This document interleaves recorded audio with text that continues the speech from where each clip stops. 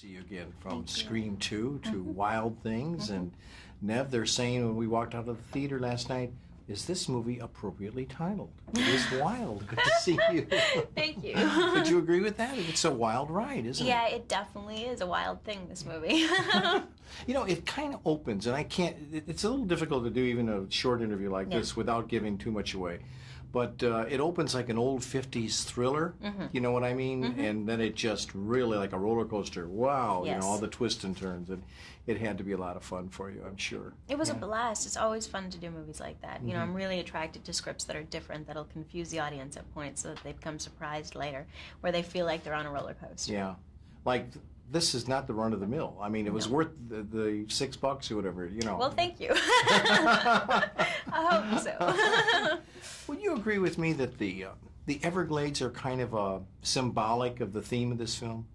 Absolutely. Everglades are hot and uncomfortable and somewhat evil in some senses, and so is the film. Yeah.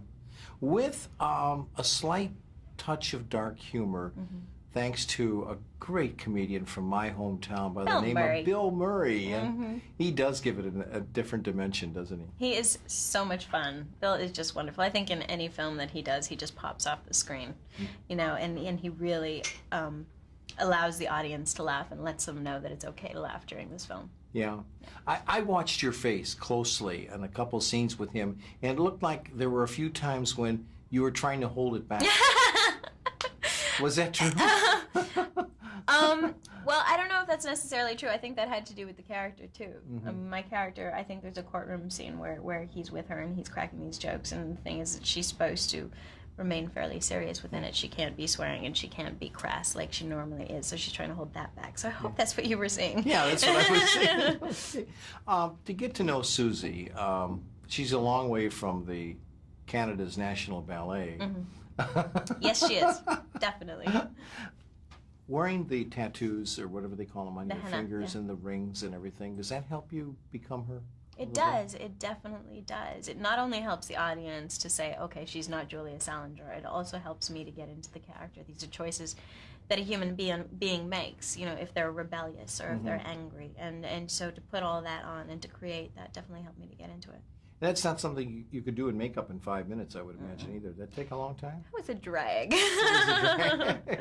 I had to redye my hair like every 4 days, and the tattoos took about an hour every day. So it was a lot of work. It was a big commitment. Yeah.